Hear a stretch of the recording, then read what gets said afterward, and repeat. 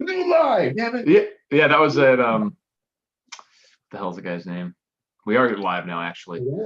But Bill was Bill O'Reilly. Yeah, exactly. He's like, we'll do it live. Do it live. I get so mad. We should make this who can top each other to be most extravagant. In this video. That's true. Yeah, whoever's the most extravagant gets some kind of prize. Yeah. Did you change the thumbnail? I don't control the thumbnails. You didn't know what automatically pops up, and maybe it did something after because you were. Again? Yeah, it might. I never purposely changed it. It might adjust based on how, like, it's always the middle of the video or something like that. Maybe they have two. So initially, when you started, they take a brief. Yeah, maybe a brief half second, because you certainly. Cincinnati. Oh yeah, he's talking about the Bill O'Reilly thing. We hasn't seen it before. Yeah, there's some brief outtake. It's a big deal for a while because he's like dropping F-bombs and stuff, but he keeps messing up some sort of cue when they're doing a filming, and then he's just like trying to read it off or whatever. He's like, this thing doesn't. He's like, fuck it, we'll do it live. I'll do it live.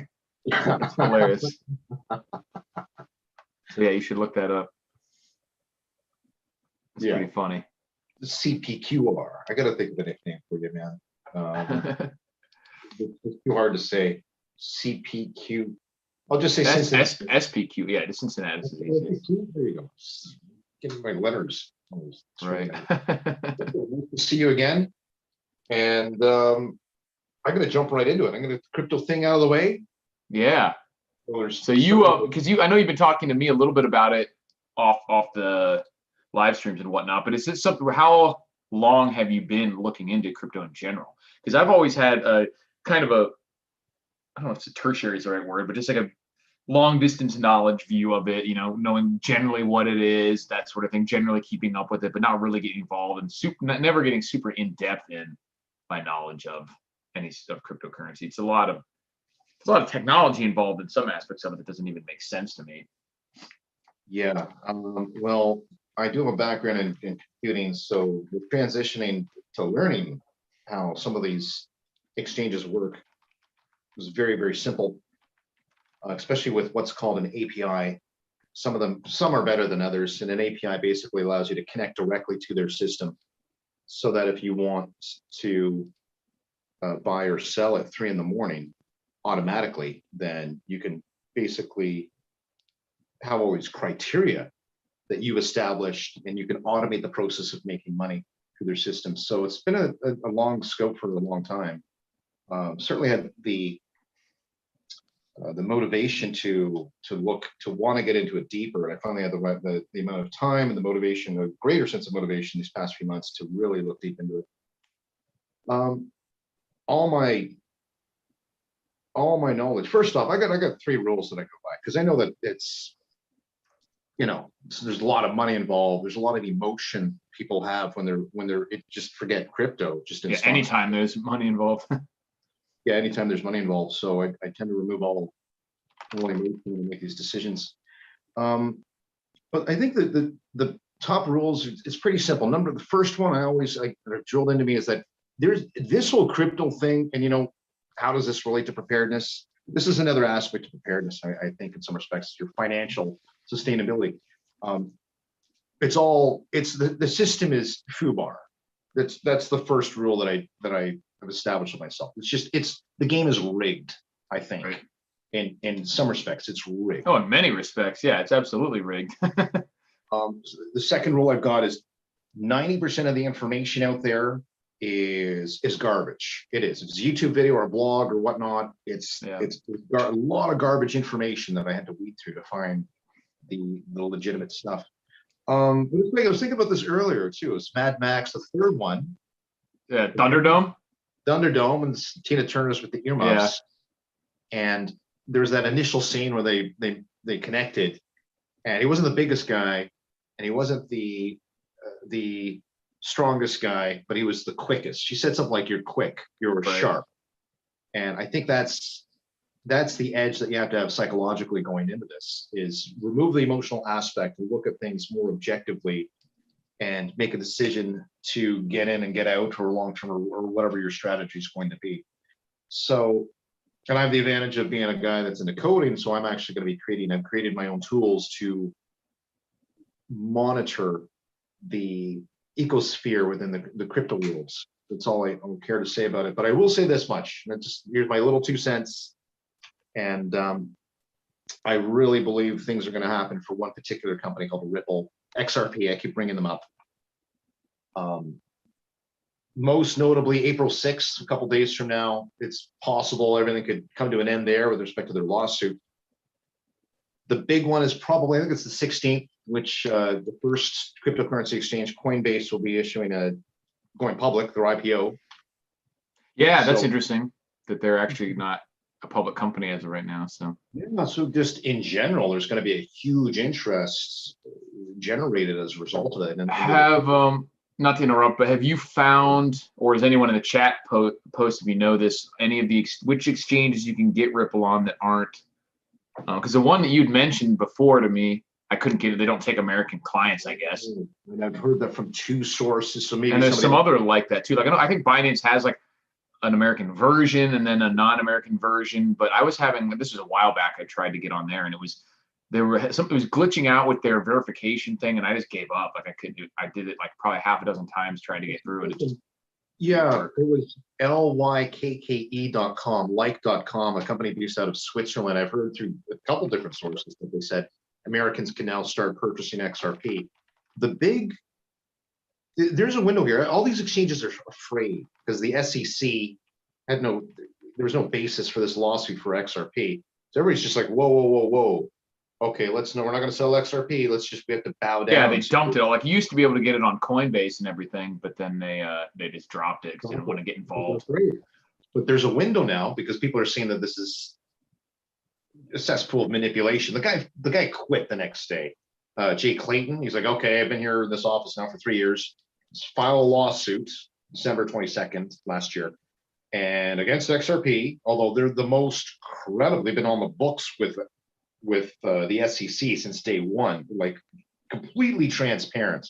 Jay Clayton, okay, we're putting a lawsuit. You're considered it's an exchange. Next day, you leave the office, you quit your job. Right, really bizarre.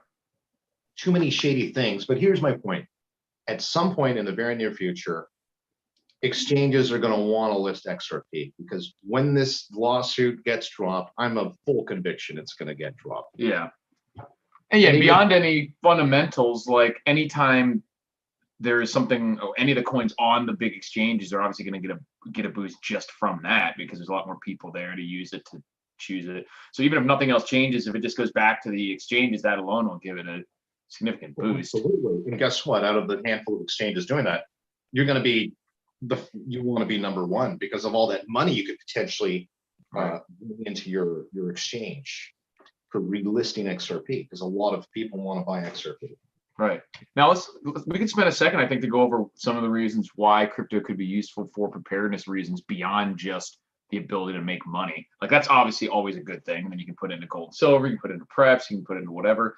But I think there's a couple useful things the reason I've been focusing on trying to learn more about it for cryptocurrency in general, for preparedness reasons, specifically because like we always say, you don't always just plan for those grid down Mad Max scenarios. There's a lot of scenarios where you might want to have to leave your state or country or something like that and transfer money, and you can't travel with a bunch of like 80 pounds of silver or something like that. I mean, you might be able to, but jumping on a plane, or if it's still like some semblance of society, but they're controlling everything, they're checking everybody, you can't take physical things with you, it's an option for that as well.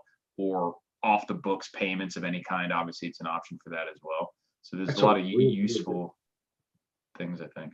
No, that's it. I was gonna say, I think there's some preparedness related reasons why you might want to at least get into the position where you can use them if you need to. You have the knowledge, the accounts and whatnot.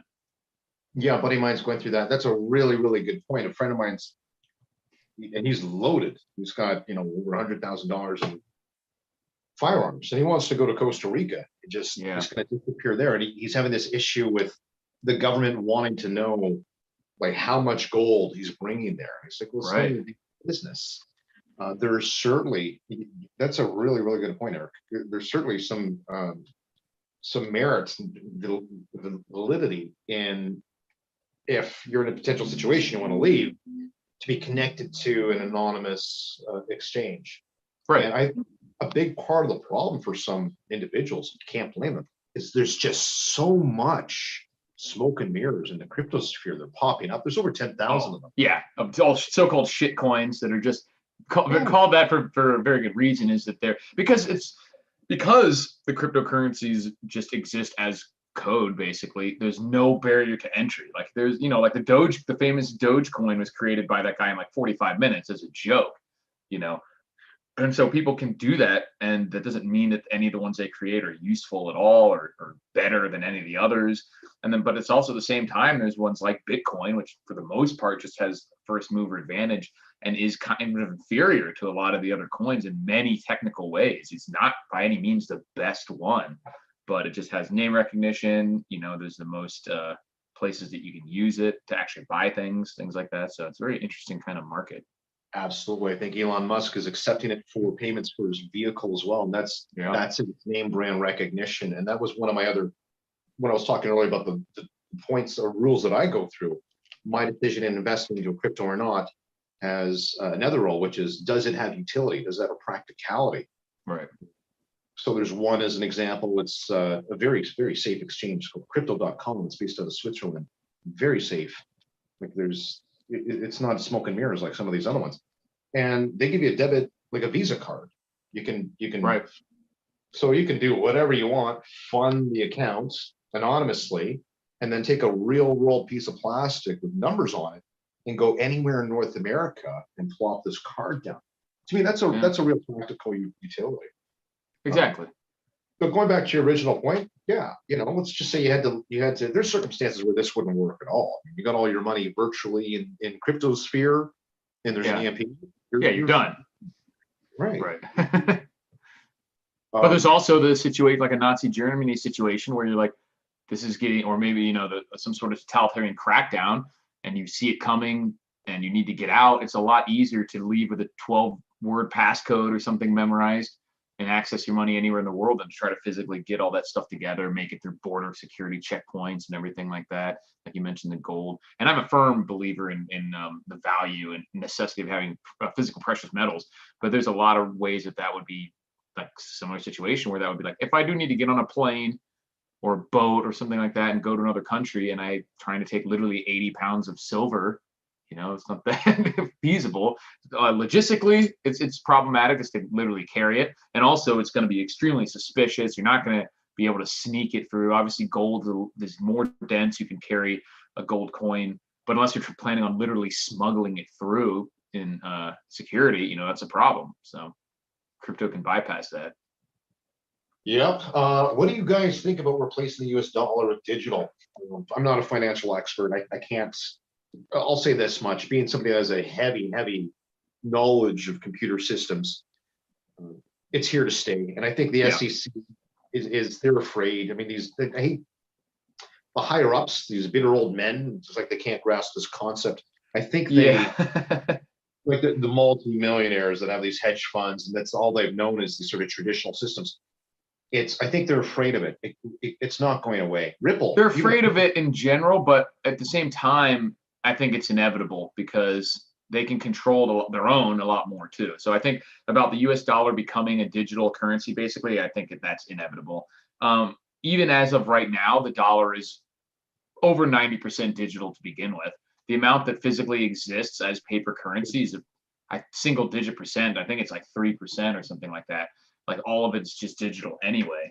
And for sure it's going to be, they just want to make sure that they can control it. They don't like all the other, and that's one of the reasons, one of the potential downsides of crypto from that perspective is that I can see them easily deciding to crack down on competing currencies. So I don't know how that'll shake out. Well, it's one of these oddball things that should there be some sort of regulation or legislation? Yeah, I guess to some degree, but I think we need there's got to be a reframework of the structure. SEC came into, they're there to help the people. What did they do? They drove the stock down to the ground. There's some kind of malicious intent. Do you think the SEC is really helping the people by attacking Ripple? Right. No, there's something else going on there. And Destiny has an interesting point. She says, if you can't hold it, you don't own it. And in general, I agree with that. But at the same time, I mean, like I just mentioned with the dollars, you probably have some dollars somewhere in either a bank account or retirement account, something like that. Do you physically hold those? If you own a stock, most of us don't physically get the paper stock certificates these days. Do we not own those stocks? I mean, there's always a risk involved when you don't have something physical, but there's risk involved in the physical side too. I mean, you could have your house burned down and gold melts into a puddle and soaks into the sand. You know what I mean? And so I'm trying to completely eliminate risk is impossible, but you mitigate it. You know, so and the main way to do that is not having all of your assets in any one particular thing.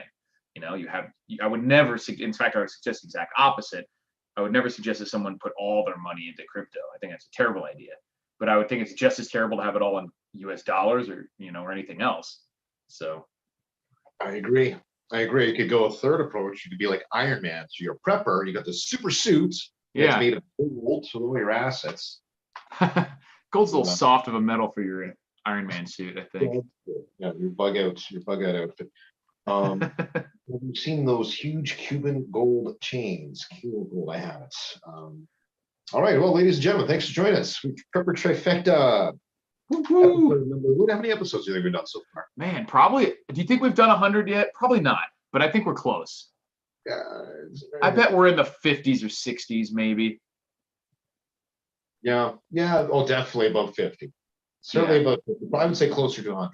Yeah, I'd say somewhere between. Yes, I'd guess if I had to guess, I'd say 70. Episode 78. That's 78. My guess. That's my answer. And go back in time and. Yeah, maybe I'll count them all. That'd be interesting. Speaking of gold bracelets, Fernando Aguirre of The Modern Survivalist, he wrote the book Surviving the Economic Collapse based on his experience in Argentina, 2001.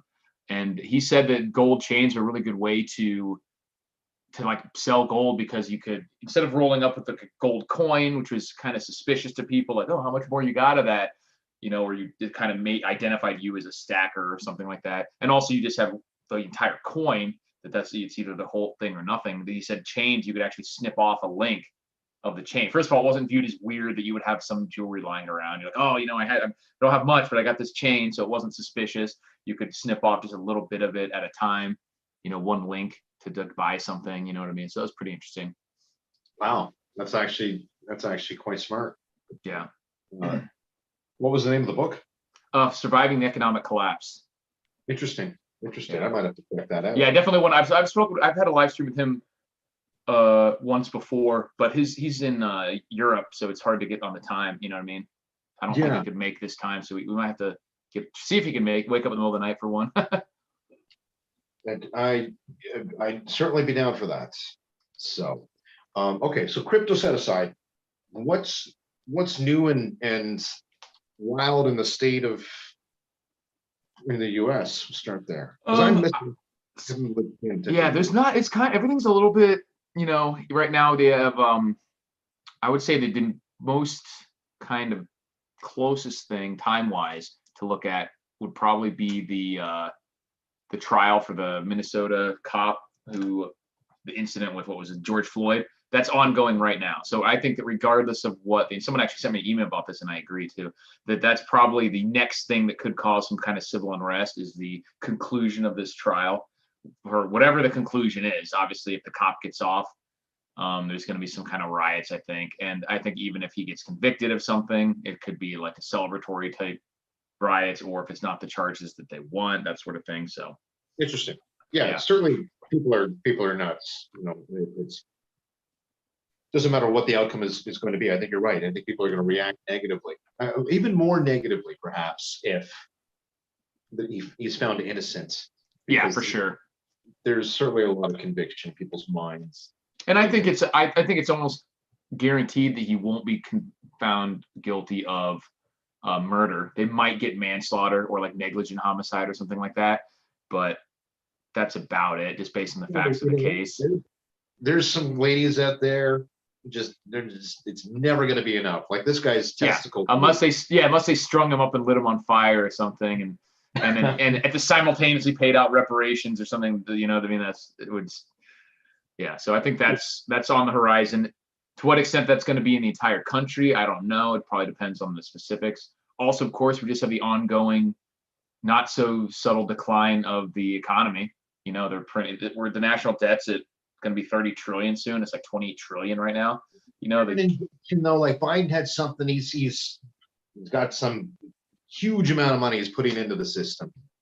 Yeah, they're printing it. They're just creating these. It's an infrastructure bill, I think, is the one that you're referring to. It's multiple trillions of dollars, and it's literally just a Keynesian economic way to inject money into the system. You know, they come up with an excuse, which in this case is infrastructure. And don't get me wrong, the U.S. infrastructure is in terrible need of repair and upgrading in many places and areas.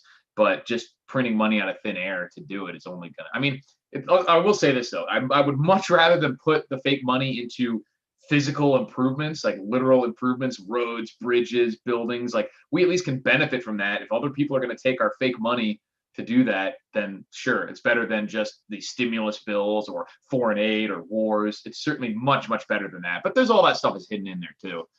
But yeah, so they're just literally just, I think they realize now that we're in the end game in terms of the currency, and they're just trying to squeeze out every little last drop of usefulness that they can. So I don't know what that it's going to look like over the next 5 years, but definitely don't want your money in US dollars for sure. And yeah. It's certainly also going to be the case in Canada.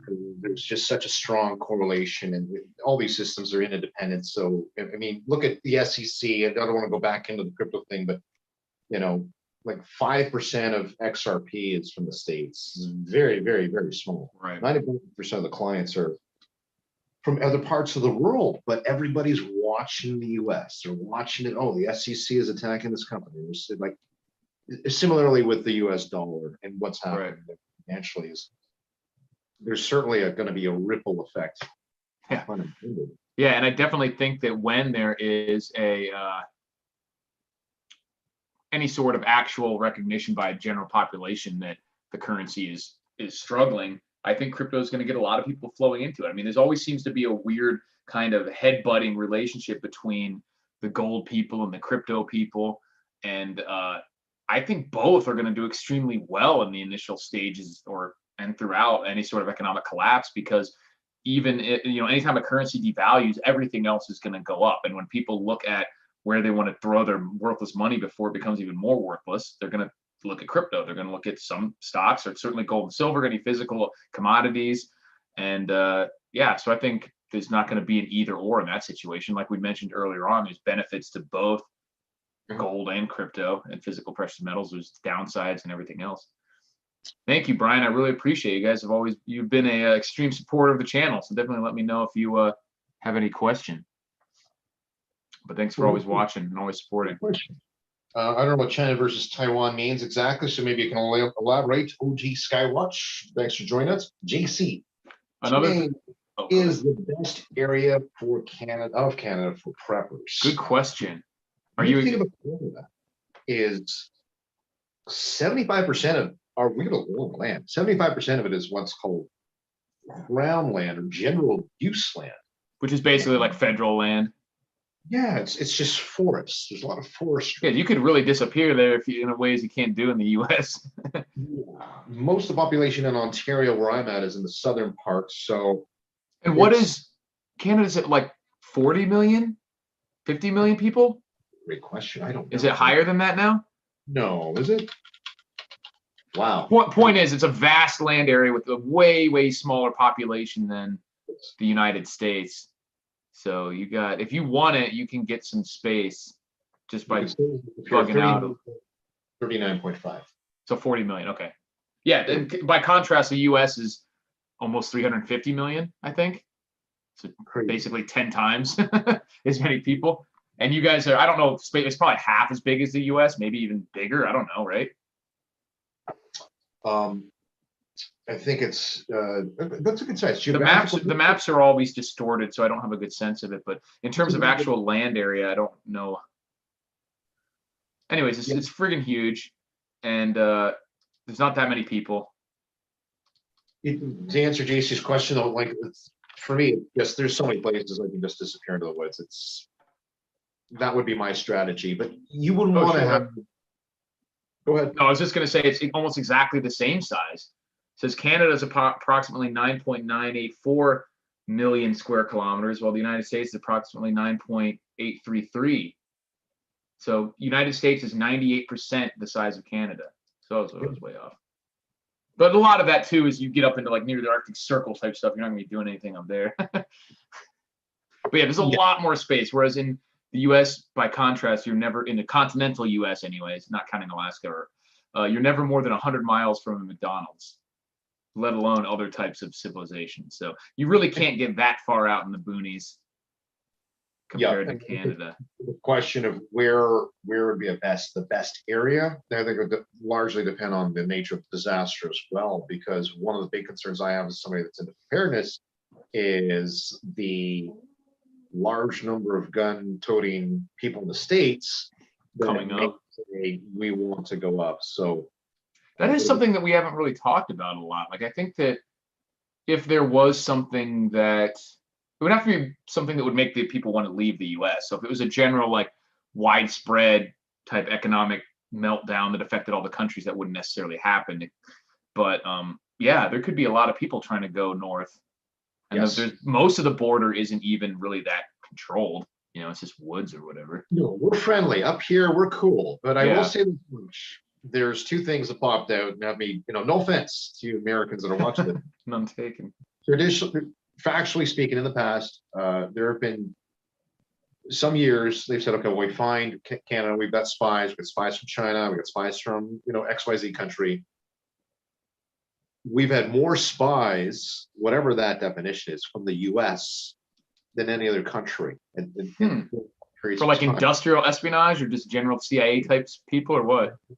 I'm not too sure. The second, and that's why I said definition is, I probably revisit that statistic, but we certainly are being spied on by your governments.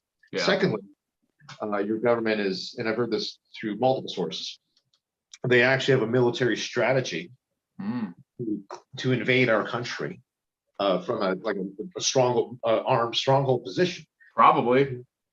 So I can go on. The intent is there. It's like you're at the bar and you're picking up a girl. She's nice looking, and she's enjoying the conversation. And then she just sort of opens up her shirt. She shows the Glock or whatever. She says, "Look, just so you know, if I'm gonna mess you up, if anything goes awry." Yeah, I think the U.S. Intelligence agencies kind of follow the be nice, be polite, but have a plan to kill everyone you meet kind of thing. Yeah. Except without the be nice and polite part. Yes. Yeah, and there's certainly a number of quality, good reasons to come to Canada, and largely for the points that you pointed out, which is just that there's a small population, vast land, vast resources. Right. There's lots more wildlife and everything like that. You get a decent setup in your bug-out bag with the right equipment, you could disappear up north for a year. Nobody would know you're. If you knew how to hunt and trap, fish, and these sorts of things, right? Yeah. And no one would be the wiser. Nobody would find you. Yeah, you'd be like the Mad Trapper. We made a movie about him. You on Shay. On you, Shay. All right, let's do it. I'm sure I'm on. So another thing that we could potentially talk about upcoming prepper-related issues is it's becoming increasingly more clear that they're going to keep pushing for various sorts of vaccine passport type stuff here in the U.S. What are you guys seeing in Canada? Is that a thing? I imagine it's just as bad here, that they're just kind of assuming that everyone's going to get the vaccine and then carry their little card and all this other stuff. Is that? Yeah, in these G7 or G8 countries, a lot of them will probably follow suit. It's Australia. I heard from Great Britain as an example. They're talking about having some sort of pass. And I think it was Rogue Preparedness. She was on about, going on when we had her on last time to say, look, I don't want to get this thing. And I think we had a bit of a circular argument between the three of us in that you brought up the point that they're not going to ban it, but they're not going to prevent. How can I word this? They're not going to make it mandatory. I think they're just going to push for. Yeah. You can't get your driver's license. Now, honestly, though, I'm not so sure about that. With the rhetoric and stuff that I'm seeing and the amount that their people are pushing for, and most frighteningly, the amount of like normal people that are in support of this. it is not by any means unpopular, from what I can tell, for there to be like a vaccine passport system, which is scary. That's the scariest part to me. Because that means they'll just be able to ram everything through. And if only 20% of the people are actively opposed to it, and only half of them don't begrudgingly go along with it, you know what I mean? It doesn't leave a very big group of people for them to. Yeah, unfortunately, and the problem is that stupid people can procreate. So we have this cesspool of the population that don't know left from right or right from wrong, and they are easily persuaded and manipulated. And I'll save that. I'll save that discussion for another. Right, but it is, yeah. Oh, so Disney said some pastor in Canada kicked the police out from church today. Yeah, that video is awesome.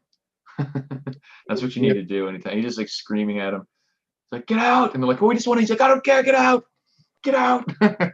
Awesome. You have to do. That's what you have to do.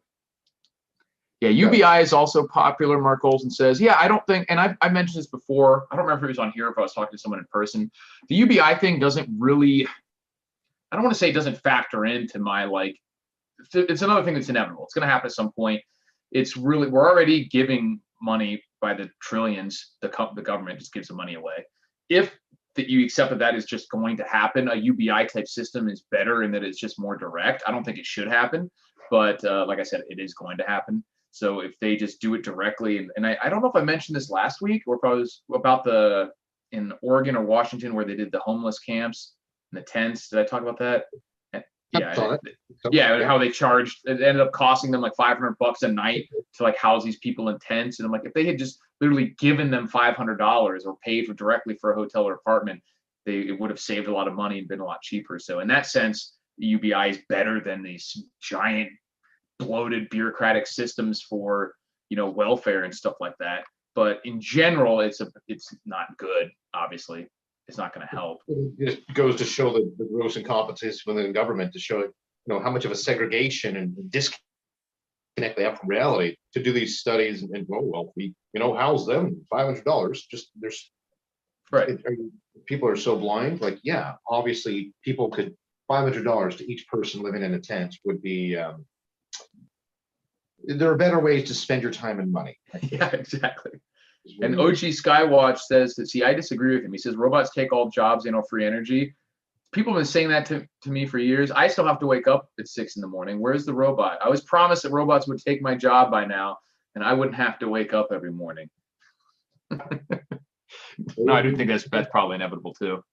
I like Bernie Sanders' proposal, more universal job guarantee. I honestly, I might disagree with that because, like I said, the more direct, if you just force the person to work, like to go to work, and if they're working poorly or whatever, badly, or creating a job doesn't really need to exist, I think that's actually worse because of all the actual additional costs that would create in various ways than it is to just give them the money. If the job isn't really there for them to have in the legitimate sense, like they're needed, their skills are needed, they're actually good at, I think it would be better to just give them the money than to just have them do mindless work, dig a hole and fill it up again or whatever. Yeah. Yeah. I'm not personally convinced of UBI being a successful pathway to success. No.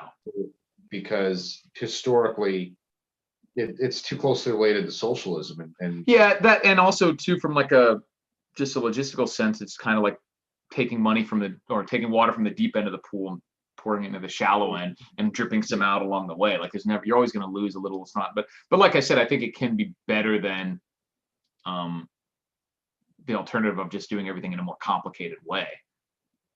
So in that sense, and it wouldn't necessarily, if everything else about a society and a government and an economy is solid, a UBI system in and of itself wouldn't necessarily be destructive. But it's usually would be unnecessary at the very least in that sense. And the way the government can't do anything without fucking it up. Let's just be honest. So there we go. I was early. I broached that early on. It's a government work program like they had in Depression. So I'm not too sure. Yeah, I think there's a lot of stuff that you could do if you're going to do like the mandatory job way. I mean, this is getting into pretty dystopian territory anyway. You have like street sweepers 73901. But if you're going to get into that kind of territory, there are a lot of jobs that you could do that aren't really worth what it would cost to pay someone to do it, but are still productive. And if you're paying them anyway, I guess you could make them do it, like sorting trash. You know what I mean? Like we could save a lot of resources if we just had these people who would be getting $1,000 a month anyway, sit there and pull the balloon cans and glass and metal out of the garbage or things like that, reclaiming resources, cleaning up trash or whatever, things like that. Just jobs that just are not really cost effective right now, but if you're going to be paying people anyway, that's the sort of thing that I would suggest if that scenario arose. But like I said, that's a pretty dystopian kind of vision of the future. Street sweeper. Yeah, that was a reference to which one is that? Anthem, where he's Solidarity 70391 or whatever. It's an Ayn Rand novel, and he was like in a future dystopian society where they just tell them what their job. They go before like a council, and it's like, your job is street sweeper, your job is this. So he just gets assigned. Yeah, Anthem. It is Anthem. Okay. It is Anthem. Thank you again, Brian. He says, cancel student loan debt. It's a curse. I think I've mentioned this before. The student loan system is completely corrupt. It's I was going to say borderline criminal. It's not. It's criminal. But I don't like the idea of other people eating the cost of anyone's decisions. What I do think they should do, and this is the easiest fix, is they should make, a while back, they made it so that student loans can't be discharged in bankruptcy. They're basically guaranteeing that people are stuck with them. They don't do this for any other type of loan, whether it's medical, whether it's a house loan or anything. Nothing else is this done for. If they just remove that one simple element to it, and people were like, you know what, I have $300,000 in student debt, and I dropped out halfway through med school, and I'm just not going to pay it back, and you can't, and it was just like any other loan at that point, that would almost fix the problem in and of itself, because then these companies wouldn't be as willing to lend these kids so much money, because now there's no risk. They're like, if someone comes right out of high school and they won't even let them get a $5,000 business loan or whatever, they can't even rent a car, but they can take out hundreds of thousands of dollars in loans that they are literally stuck with for life because you can't discharge it in bankruptcy. So if they eliminated that element to where the people lending the money would be on the hook if they fail, just like any other loan, that would almost fix the problem right off the bat.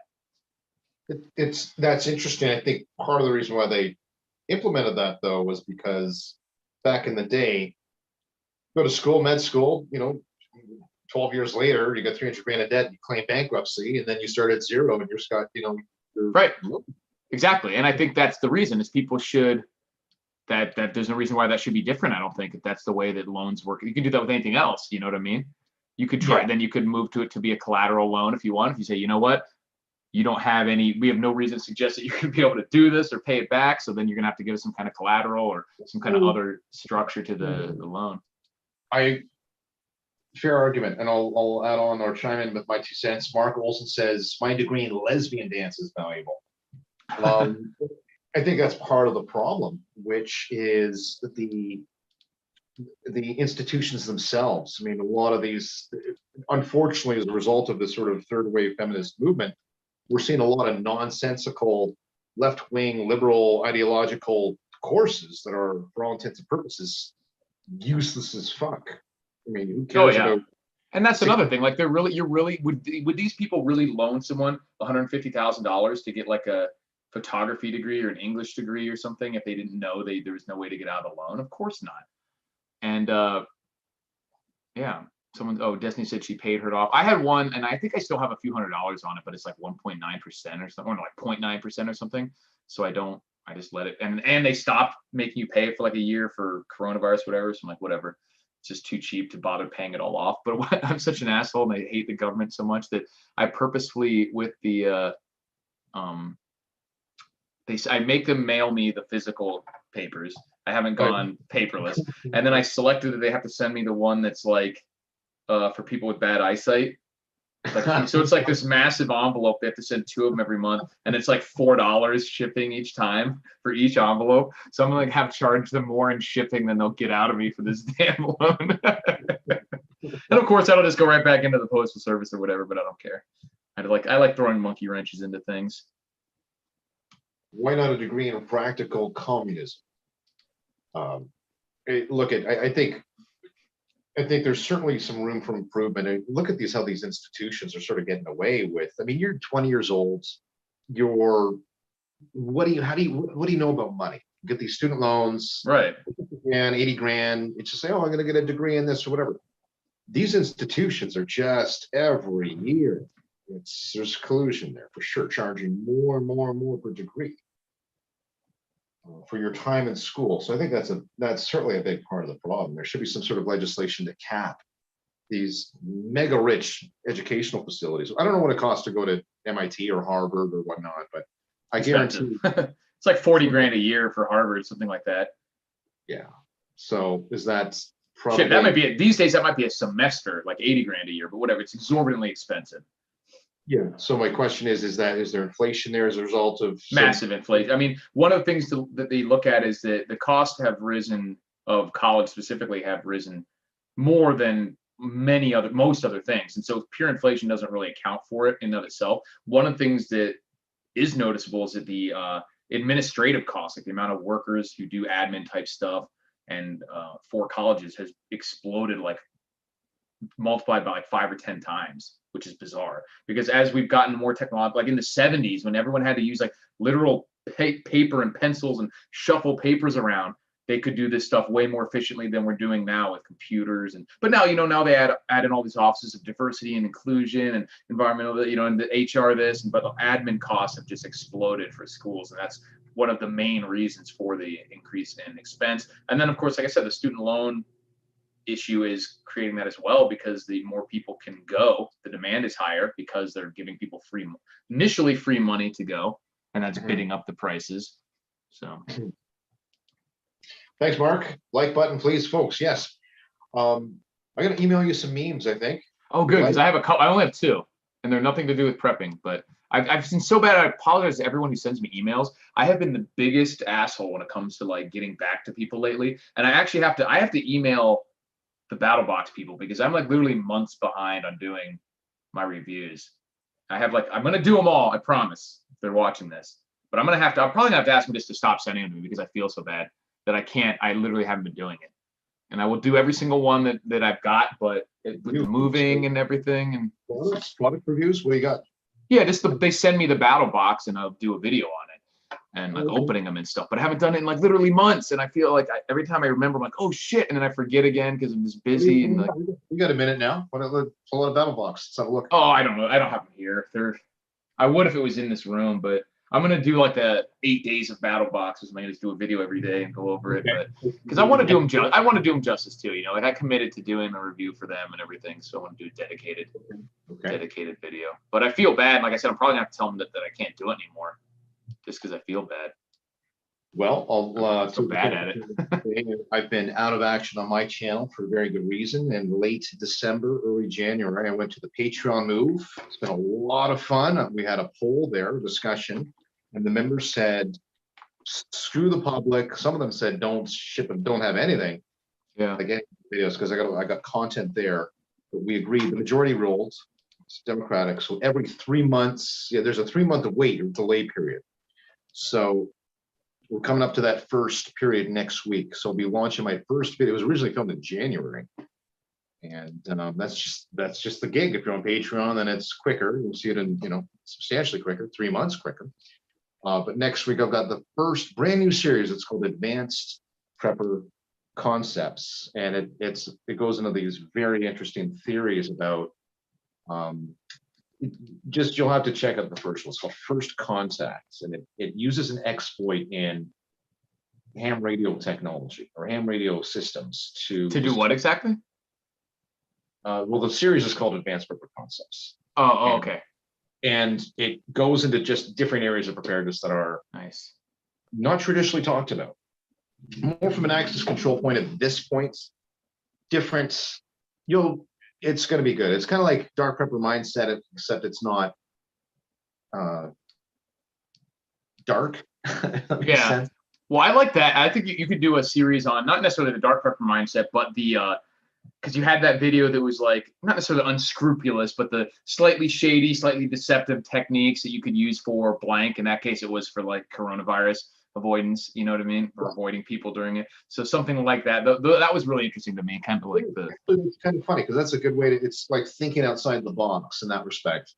And I hope you're able to check it out. Eric, even yourself, because you might Yeah. you might get quick out of these ham radio. This one ham radio exploit that I found for the first video, but I've got other ones that I've made since then. So I'll have to bring my channel back to life next week. So Well, let me do these memes real quick. I've got looks like 14 now that you've sent me, and I think only 4 of them are mine. So you got like a good 10. Huh.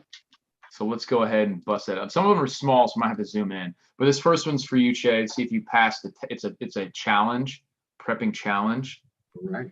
So we'll have to see if you can. It's Ready? a challenge.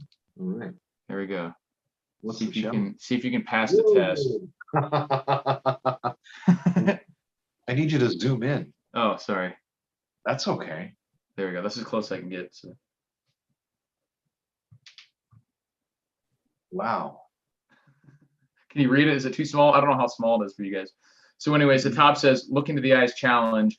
And then right at the exciting area, it says, you failed, bro.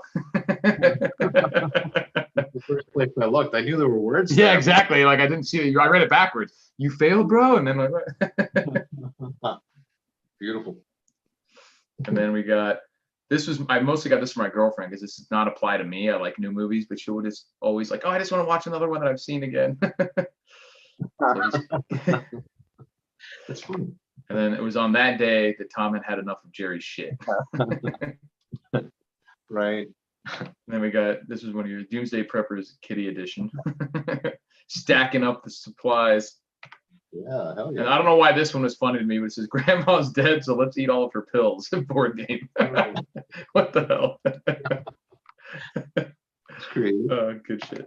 And this one is small. It says, Preppers for the last 10 years. I can survive for 10 months. Preppers finally getting a chance in 2020. I want to go to the hairdresser.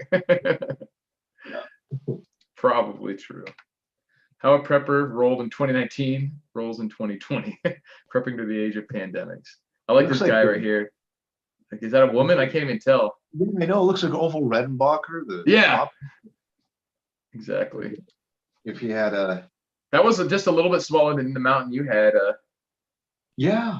You know, it's interesting too because this new house that we just moved into, despite being significantly, not majorly, but you know, like 10% probably bigger than the house we were renting, it has just the way it's set up, there's less storage space. So I'm like having to really lean down and find out where to put all my stuff. I'm gonna probably have to get by with 2 or 3 of things instead of 5 or 6 of them, like my prepper mind wants to. So I'm definitely having to make some tough decisions. Is interesting. It says when survival's the goal, it's into the spider hole. Preppers. Oh, Yep. see. And we have prepper pro tip number 3: don't stockpile food you don't even like. That's actually good point. I mean, we talk a lot, and there's all sorts of discussions on what's the best food for this and for that. But like, if it's store the stuff that you like, that your body deals with well. You know what I mean? There's no food that you have to store, and almost none that you can't store either. You know what I mean? If you do it right, you can eat what you store and cycle through it, even if it's something that doesn't last long. And then even if you just happen to hate rice, don't store it. You know what I mean?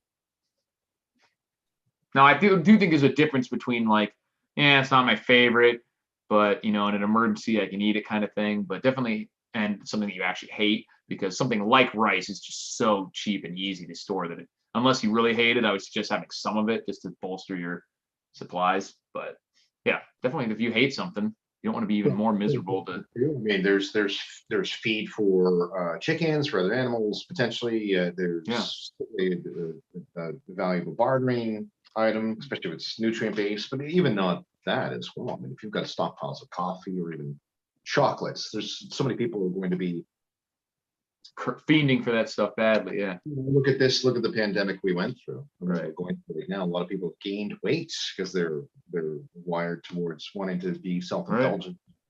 Right. Crappy food. You love prepping. Yeah. You sure could use all these things. You know what's funny is this makes me think of all those news articles that come out when some guy gets busted for something, and they're like an arsenal recovered at his house and like a stockpile of 300 rounds of ammo. And I'm over here like, ooh, that's all it takes to be like, I kind of want to read the article they would write about my place. If that's an arsenal or a stockpile, I'm like, geez. Yeah, no kidding. And I've seen that too. I've seen that where They just like using those words. Like they don't even know what it means. I think one An was arsenal of like 4 weapons. no, there was one with like one weapon, and like guy, man, stockpile found. Yeah, stockpiles, like 1 weapon and 300 rounds of ammo. And I'm like, that's a range day, barely. Exactly. Yeah, good morning. The Titanic sank in 2015. Yeah. Except you'd probably have turned it around. They'd actually be filming themselves. Oh my God, I'm so wet in the cold water right now.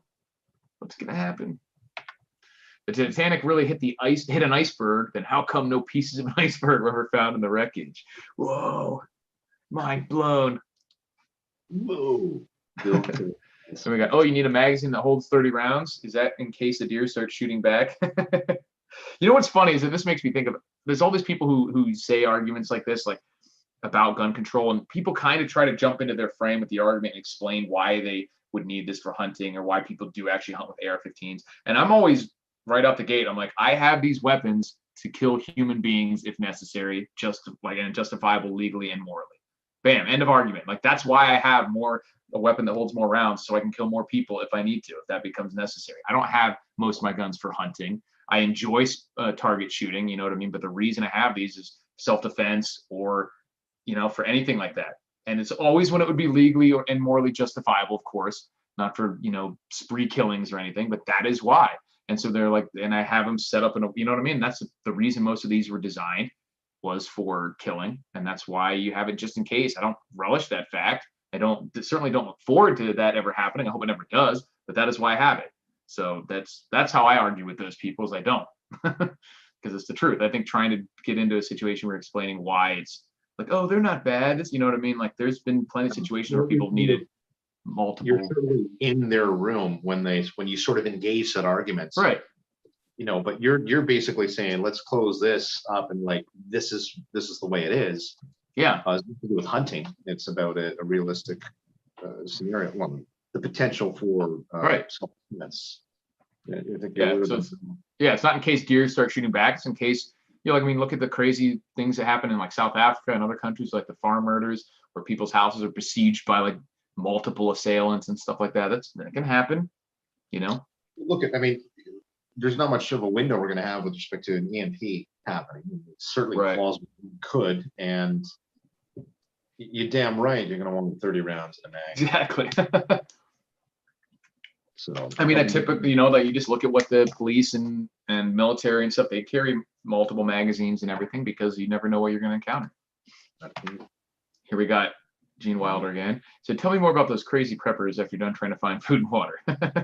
Yeah, exactly. And we saw, I mean, the 2020 was probably the most vindication in modern times that preppers have ever had that I can think of, other than the occasional isolated regional things like hurricanes and blizzards and stuff, which are always. Sure. This is it though. I mean, we've had a moment to shine. Yeah. And not crazy in the eyes of the general public.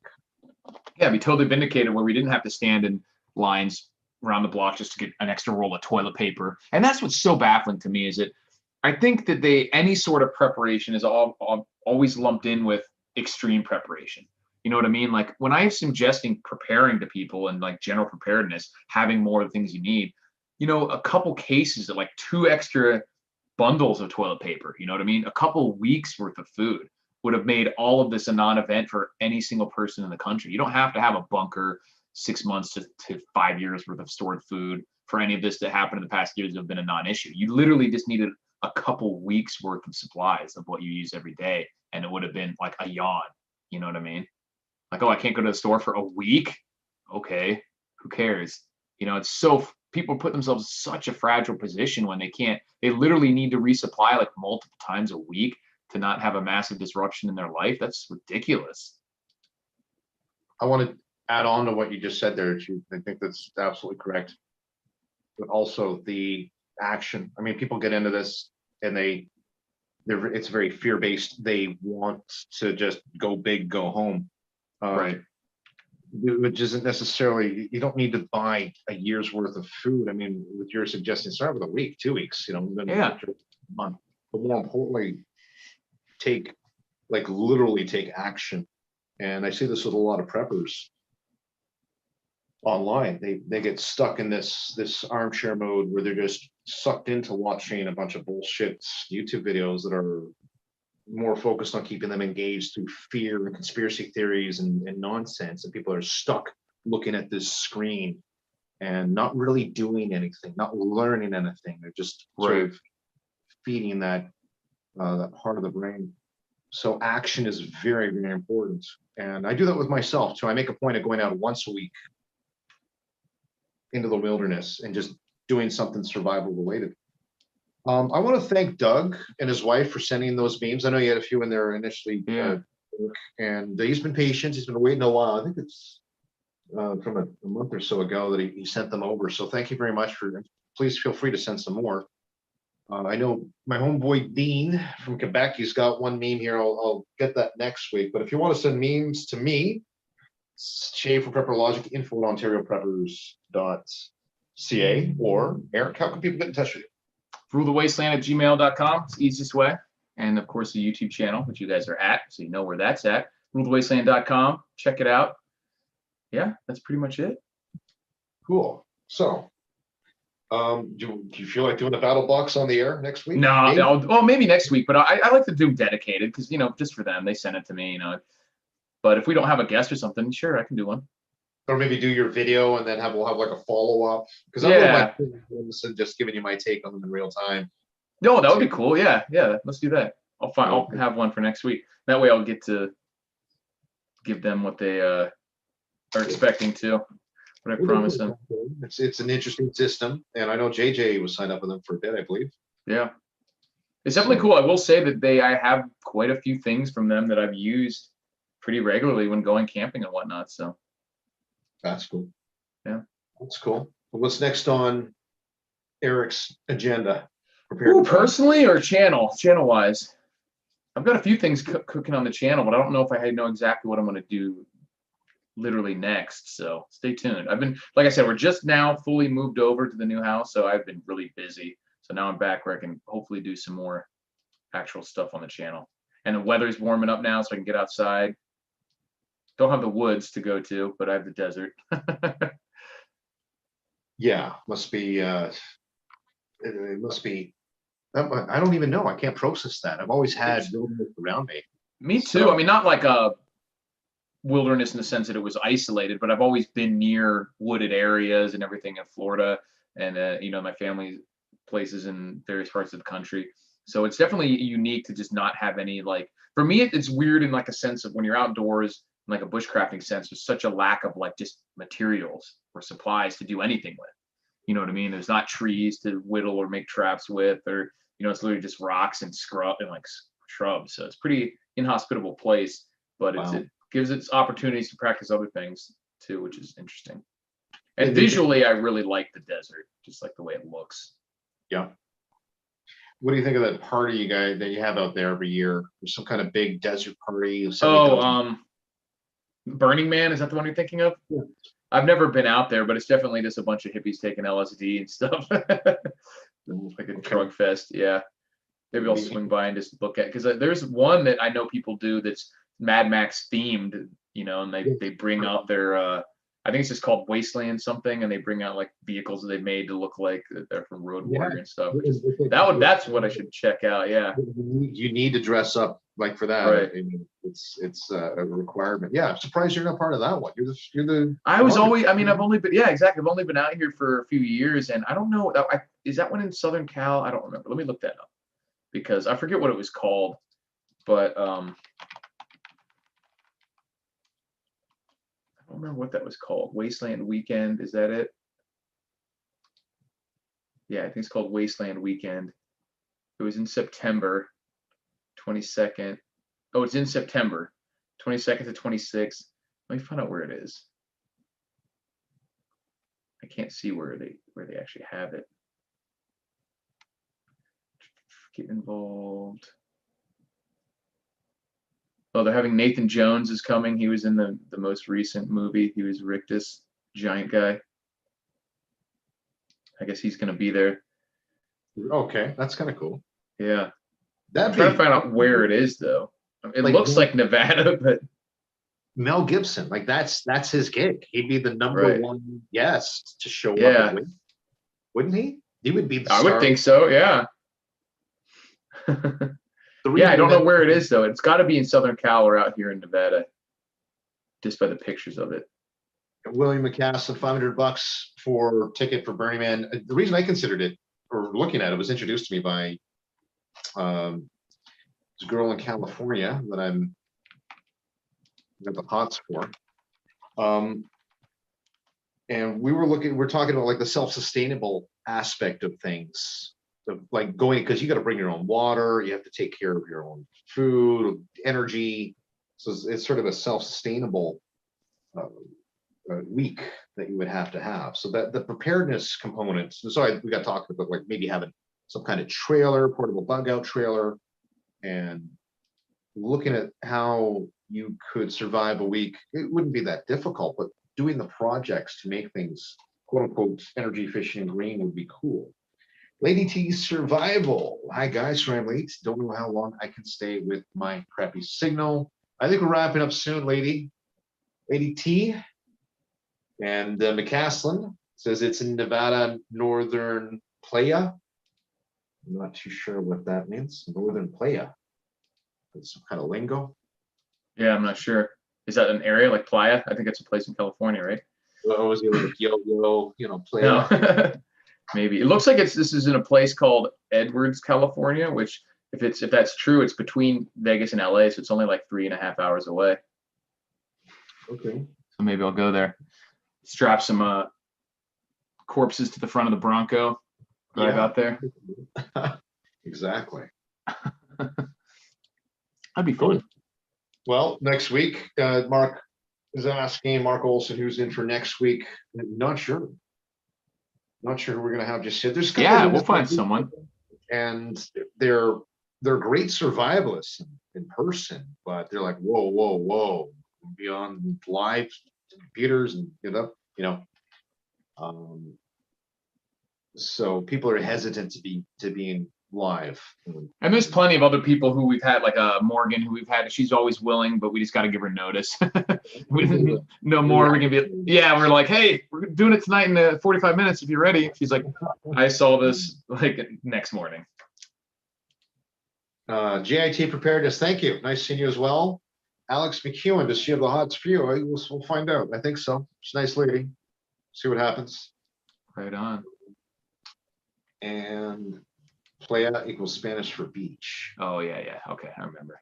Playa. So yeah, it'd be great to have Morgan back. She's awesome. Yeah, she's always been great. Cool. It was good. The hour flew by as usual. Awesome. Thanks everybody. My name's Yeah. Jay.